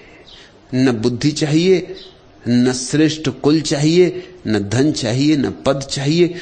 तुम मिले तो सब मिला। प्रेम की भाल कलेजे पोई।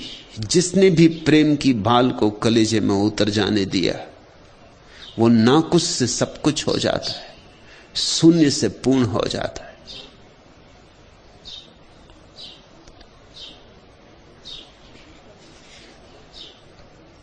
विकल वेदना से व्याकुल मन तुम्हें पुकार उठा है। आज न जाने फिर सुधियों का कैसा ज्वार उठा है। सोती व्यथा जगी अंतर में नव संदेश मिला है। सुनकर मृदु झनकार हृदय में मादक सोम घुला है। युगल पुष्प अवगुंठित कर से सौरभ युक्त खिला है। रजत चांदनी के प्रकाश में अंधा तिमिर धुला है। भूले आकर्षण के घावों में उद्गार उठा है। आज न जाने फिर सुधियों का कैसा ज्वार उठा है। धुंधली प्रतिमाओं ने फिर से आज आवरण खोला। बीते मधु क्षण का आलोड़न कुछ कानों में बोला। चिर परिचित अनजान हृदय की अठ खेली मुस्काई। मूक पवन ले मलय साथ छवि के द्वारे पर आई। आमंत्रण के मादक स्वर में नव गुंजार उठा है। आज न जाने फिर सुधियों का कैसा ज्वार उठा है। मुरझाए फूलों को अली ने फिर वसंत में चूमा। खंडर सा अतीत का सपना झंझा बनकर झूमा। किसने मन मंदिर के छल से बंद द्वार खोला है। मेरी अलसाई आंखों में फिर सपना घोला है। स्वर्णिम लहरों में अपनापन हो साकार उठा है। आज न जाने फिर सुधियों का कैसा ज्वार उठा है। मिटो और सुधि जन्मती, मिटो और सुरती उठती है। मिटो और द्वार खुलता है। मिटो और तुम मंदिर में प्रविष्ट हो गए। मिटो और आ गया तीर्थ। मिटो और वही स्थान काबा है, वही कैलाश, वही काशी। लेकिन अहंकार को लिए तुम जाओ काबा, तुम जाओ काशी। तुम्हें जहां जो करना हो तीर्थ यात्राएं करो। तुम जैसे हो वैसे के वैसे वापस लौट आओगे। सुना है मैंने कि कुछ यात्री तीर्थ यात्रा को जाते थे। एकनाथ के पड़ोसी भी तीर्थ यात्रा को जाते थे। तो एकनाथ ने कहा कि भाई ये मेरी तुम्बी है, इसको भी तुम तीर्थ यात्रा करा लाओ। मैं तो जाने से रहा, इतनी लंबी यात्रा न कर पाऊंगा, लेकिन मेरी तुम्बी को ही स्नान करवा लाना, कम से कम यही पवित्र हो जाए। इसी को छाती लगा लूंगा।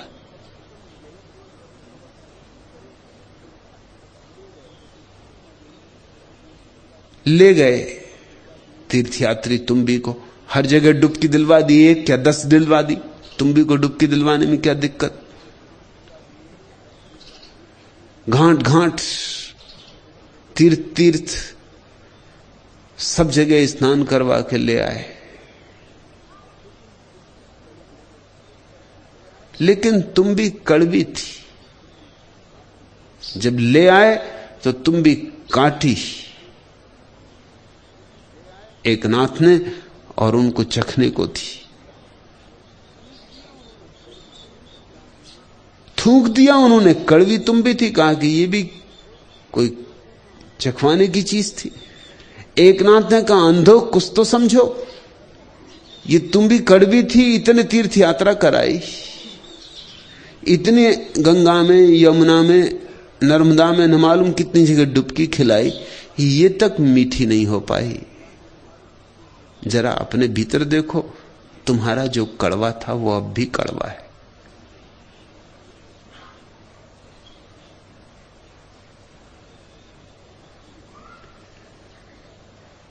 असली क्रांति भीतर है, बाहर नहीं। असली तीर्थ भी भीतर है, बाहर नहीं। काया का जंत्र दुनिया है तो उनकी भाषा भी दुनिया की है। कहते हैं काया का जंत्र, काया की धुन की, शब्द मन मुठिया। और वो जो शब्द सदगुरु से सुना है शून्य में, वो जो झनकार, वो जो हृदय की वीणा का तार छिड़ गया है, शब्द मन मुठिया, वह मेरा मुठिया है। सुषमन तांत चढ़ाई, और जिसको योगी सुषुम्ना नाड़ी कहते, वो मेरी तांत है। गगन मंडल में दुनिया बैठा, मैं गरीब दुनिया, मगर गजब हो गया है कि मैं शून्य आकाश में विराजमान हो गया हूं।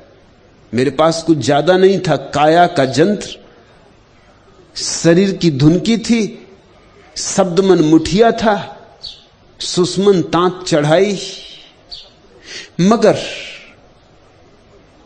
मुझ दीनहीन पर भी अपार कृपा हुई, क्योंकि हूं तो आखिर राम तुम्हारा। तुम न फिक्र करोगे तो कौन फिक्र करेगा? तुमने मुझ दुनिया की भी फिक्र की। गगन मंडल में दुनिया बैठा। गगन मंडल का अर्थ होता है शून्य समाधि, जहां सब विचार शून्य हो गए, शांत हो गए, जब सब वासनाएं क्षीण हो गई, जहां मन रहा ही नहीं, जहां कोरा आकाश रह गया, जहां निराकार रह गया। गगन मंडल में दुनिया बैठा। कहते मैं खुद ही चमत्कृत हूं कि मुझ दुनिया को कहां बिठा दिया। ये सिंहासन मेरे लिए, ये शून्य समाधि मेरे लिए। बुद्ध के लिए थी, ठीक थी, राजपुत्र थे। महावीर के लिए भी ठीक थी, सम्राट थे। राम को भी ठीक होगी, कृष्ण को भी ठीक होगी। मैं तो दुनिया, अधम कमीन जाति मतिहीना, और मुझे तुमने कहां बिठा दिया। अब समझ में आया कि मैं भी आखिर तुम्हारा उतना ही हूं जितना राम, जितने कृष्ण, जितने बुद्ध, जितने महावीर। तुम्हारी अनुकंपा में भेद नहीं, तुम्हारी करुणा समान बरसती। जो भी अपने पात्र को खोल देता वही भर जाता। मैं दुनिया भी भर गया। गगन मंडल में दुनिया बैठा। मेरे सतगुरु कला सिखाई, और मेरे सतगुरु ने मुझे कला सिखा दी। क्या कला सिखा दी? कि कैसे मिट जाऊं, मिटने की कला सिखा दी।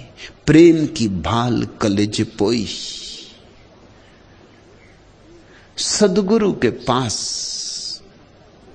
एक ही घटना घटनी चाहिए तो ही समझना कि तुम सदगुरु के पास गए। सदगुरु के पास होना कोई भौतिक बात नहीं है कि शरीर से पास रहे। सद्गुरु के पास होने का अर्थ है कि मिट के पास रहे, ना हो के पास रहे, अपने को पहुंच ही दिया, अपने को बचाया ही नहीं, अपने को पूरा पूरा चरणों में चढ़ा दिया। पान पान हरि कुबुद्धि कांकड़ा सहज सहज झड़ जाई। और तब चमत्कारों पे चमत्कार होते मैंने देखे। दरिया कहते, वो जो कला गुरु ने सिखाई मिटने की, उस कला के सीखते ही पाप पान हरि कुबुद्ध कांकड़ा, पापुरु पे पत्ते अपने आप झड़ने लगे, जैसे पतझड़ आ गई हो। जिन्हें मैंने लाख लाख बार छोड़ना चाहा था और नहीं छूट पाए थे, जिन्हें मैंने तोड़ा भी था तो फिर उग आए थे, वे पाप के पत्ते ऐसे झड़ गए जैसे पतझड़ आ गई। मेरे बिना झड़ाए झड़ गए, मेरे बिना काटे कट गए। पाप पान हरि कुबुद्ध कांकड़ा। दुनिया की भाषा है, ये ख्याल रखना। मेरे भीतर जो कुबुद्धि का कांकड़ा था, बिनौला था, वो कहां खो गया? खोजे से उसका पता नहीं चलता, सहज सहज झड़ जाई। मैं तो सोचता था बड़ा श्रम करना होगा, मगर सतगुरु ने ऐसी कला सिखाई, जड़ ही काट दी, पत्ते पत्ते नहीं काटे। पत्ते पत्ते जो काटते हैं वे तुम्हें नीति की शिक्षा देते हैं, और नीति की शिक्षा से कोई कभी धार्मिक नहीं हो पाता। यद्यपि जो धार्मिक हो जाता है वह सदा नैतिक हो जाता है। धर्म जड़ को काटता है, नीति पत्ते पत्ते काटती। नीति कहती क्रोध मत करो, लोभ मत करो, मगर लोग एकदम से लोभ छोड़ने को राजी नहीं, क्रोध छोड़ने को राजी नहीं। तो आचार्य तुलसी जैसे नैतिक लोग समझाते हैं तो चलो अणुव्रत, पूरा नहीं छोड़ता तो थोड़ा थोड़ा छोड़ो, अणुव्रत।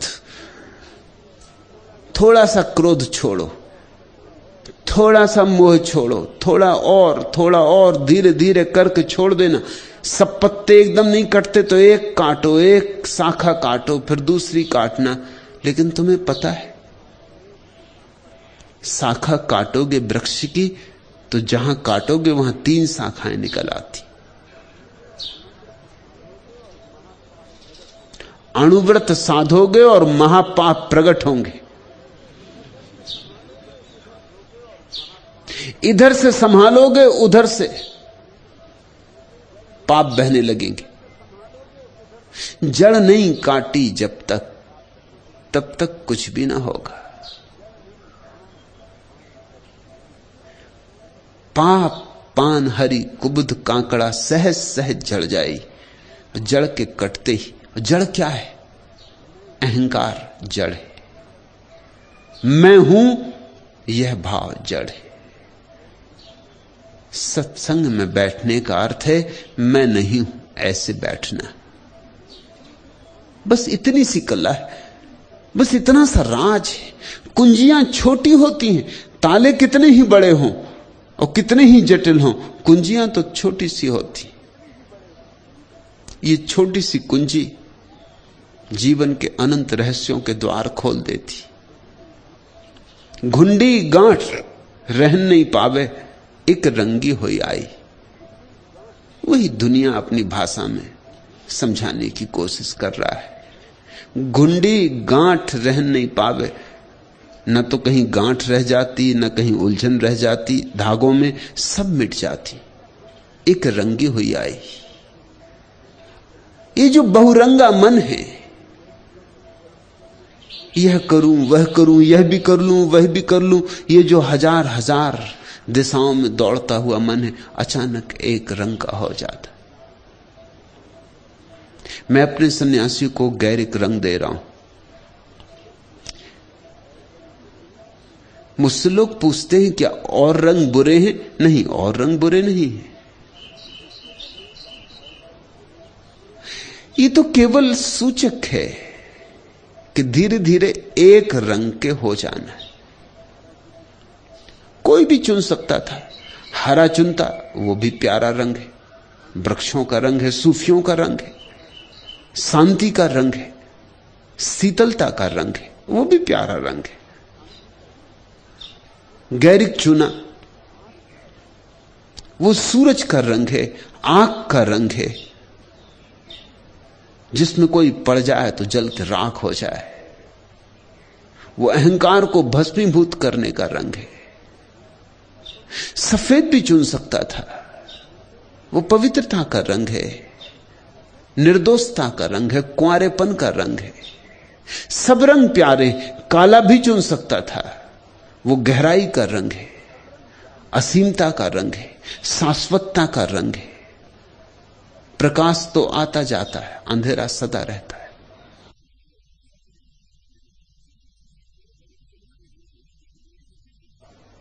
प्रकाश के लिए तो ईंधन की जरूरत पड़ती, बाती लाओ, तेल लाओ। अंधेरे के लिए कोई जरूरत नहीं पड़ती, न बाती की न तेल की।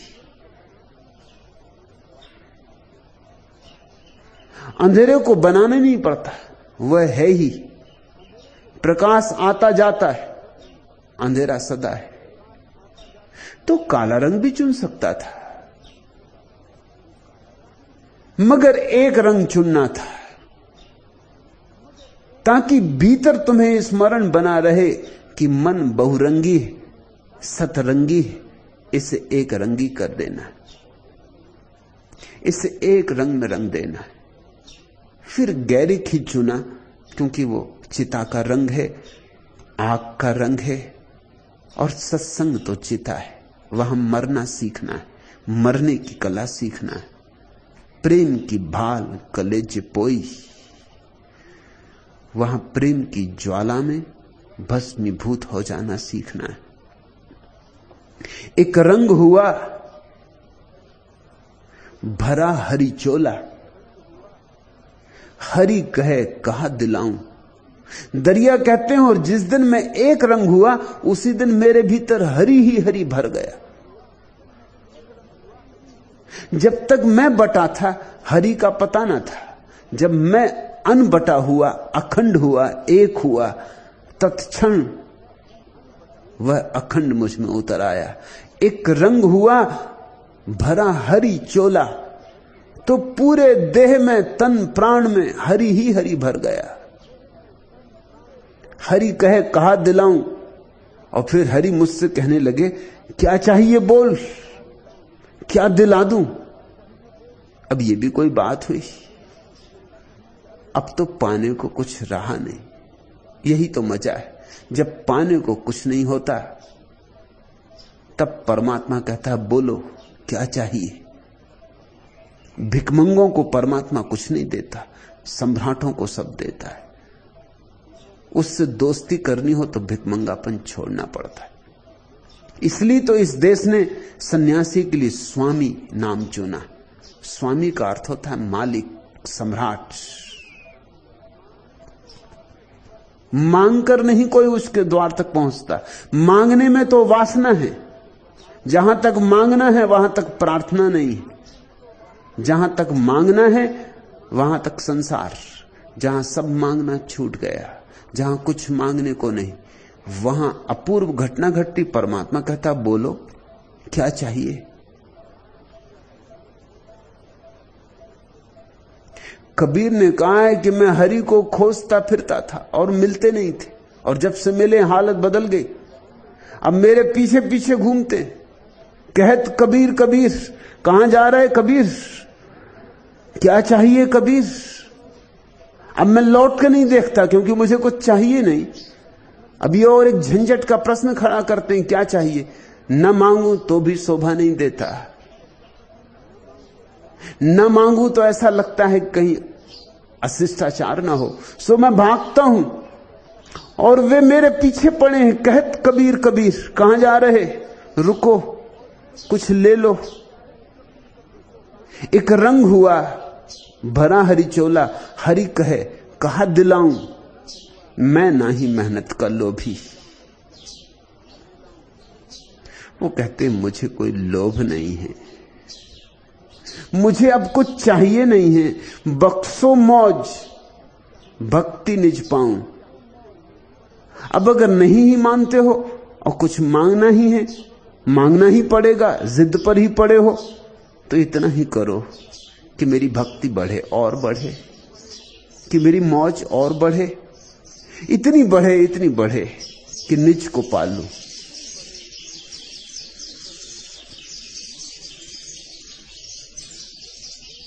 इस संसार में सब स्वप्नबद्ध है, सिर्फ एक तुमको छोड़कर। इस संसार में सब दृश्य झूठे, सिर्फ एक दृष्टा को छोड़कर। दीपक की लौ कांपी, पर्दों में लहर पड़ी, शीशे में अनजाने तन के आभास हिले, अनदेखे पग में जादू के घुंघरू छमके, कालीनों में ऊनी फूल दबे और खिले, थाप पड़ी पहले कुछ तेजी से फिर थमके, किसने छेड़ी पिछले जन्मों में सुने हुए एक किसी गाने की पहली रंगीन कड़ी, अगहन के कोहरे से निर्मित हल्के तन के टोने सहसा जैसे कमरे में घूम गए, हाथों में ताजी कलियों के कंगन खनके, कंधों पर वेणी के फूल सांप झूम गए, दीपक के हिलते आलोकों को छेड़ गई, चंपे की लहराती बाहें बड़ी बड़ी। इन बहकी घड़ियों की गहरी बेहोशी में जाने कब रात हुई, जाने कब बीत गई, मन के अंधियारे में उभरे धीमे धीमे, रंगों में द्वीप नए, वाणी की भूमि नई नई, मणियों के कूल नए जिन पर हम भूल गए, लक्षहीन यात्राओं की वह सुनसान घड़ी। नर्तन यह खींच कहां मुझको ले जाएगा, क्या ये सब पिछली तत्व रेखाएं छूटेंगी, या दीपक गुल होगा उत्सव थम जाएगा, गीतों की सब कड़ियां सिसकी में टूटेंगी। जाने क्या होना है, सच है या टोना है, या यह भी खोना है, छलना की एक लड़ी, पर्दों में लहर पड़ी, दीपक की लौ कांपी। यह संसार बस ऐसा है जैसे पर्दों में लहर पड़ी, दीपक की लौ कांपी और दीवार पर छायाएं कब गई। बस इतना, बस इससे जरा ज्यादा नहीं। यहां मांगने योग्य क्या है? सिर्फ एक निजता सत्य है, सिर्फ एक आत्मा सत्य है, सिर्फ एक साक्षी सत्य है। परमात्मा अगर कहे मांगो, तो बेचारा भक्त मांगे तो क्या मांगे, इतना ही मांगता है, बख्शो मौज भक्ति निज पाऊं। कृपा करी हरि बोले बानी, तुम तो हो ममदास। और जब तुम चुप हो जाओगे तब परमात्मा बोलता है। जब तक तुम बोलते हो तब तक वह चुप, या शायद बोलता है लेकिन तुम्हारे बोलने के कारण तुम्हें सुनाई नहीं पड़ता। कृपा करी हरि बोले बानी, तुम तो हो ममदास।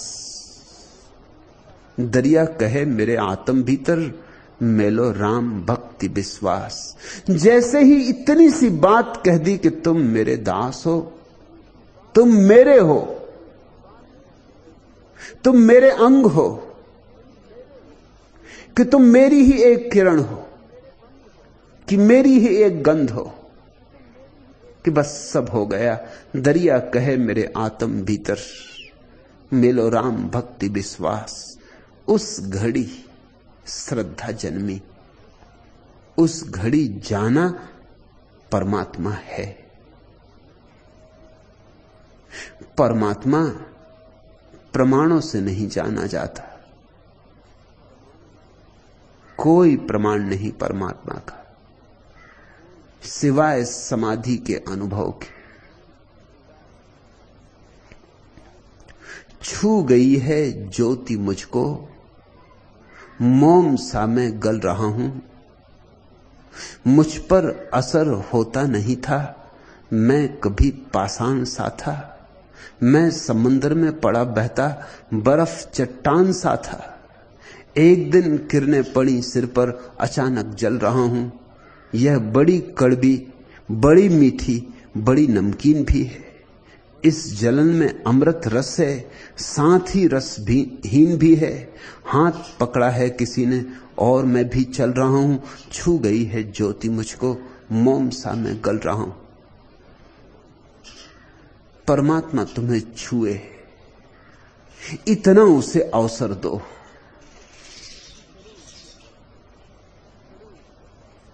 इतना कम से कम अपने भीतर द्वार दरवाजा खुला रखो कि उसकी धूप आ सके, उसकी हवा आ सके, कि उसका स्पर्श तुम्हें मिल सके।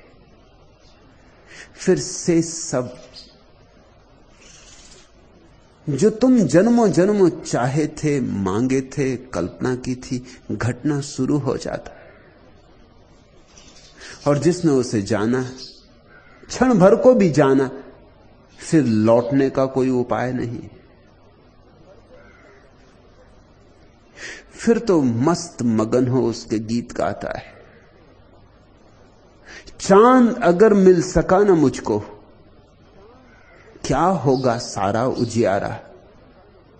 रूठ गए यदि तुम ही मुझसे, फिर जीवन का कौन सहारा। मैंने तो जीवन नौका की सौंपी है पतवार तुम्ही को, पार लगाओ या कि डुबा दो, सारा है अधिकार तुम्ही को। सागर बीच कह रहे मुझसे मैं तेरे संग अब न चलूंगा, संभव नहीं हमारा मिलना इसलिए अब मिल न सकूंगा। माना चाहे मधुर सा सपना, माना मिलन असंभव अपना, लेकिन तुम्हें छोड़ दूं कैसे। तुम ही भंवर हो, तुम ही किनारा, मेरे नैनों के दीपक में ज्योति तुम्हारी ही पलती, आशाओं की बाती बनकर याद तुम्हारी ही जलती।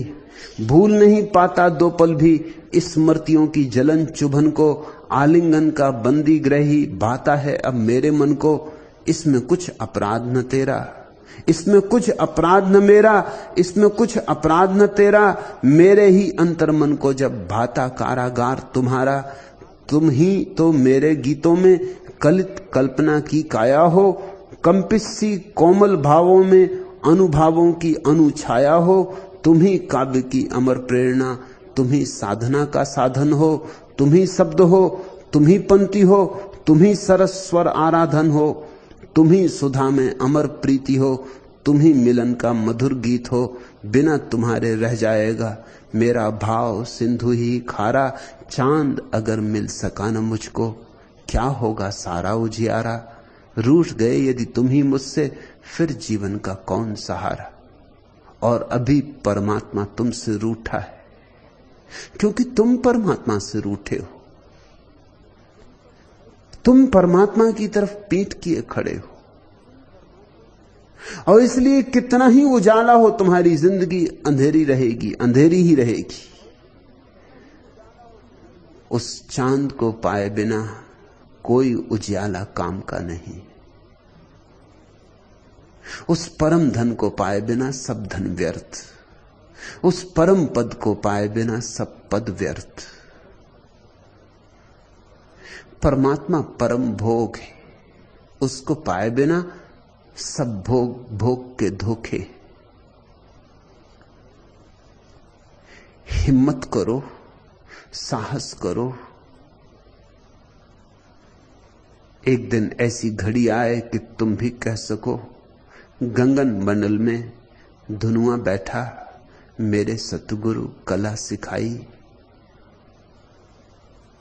आ सकती घड़ी, तुम्हारा अधिकार है, तुम्हारे भीतर छिपी हुई संभावना है। अभी बीज है माना, मगर बीज कभी भी फूल बन सकते। और जब तक अमृत की वर्षा ना हो और तुम्हारे बीज भीतर खिल के कमल ना बन जाएं, तब तक बैठना मत, तब तक चलना है, तब तक चलते ही चलना है। याद रखना, अमी झरत विकसत कमल, अमृत झरे और कमल खिले, यह गंतव्य है। आज इतना है।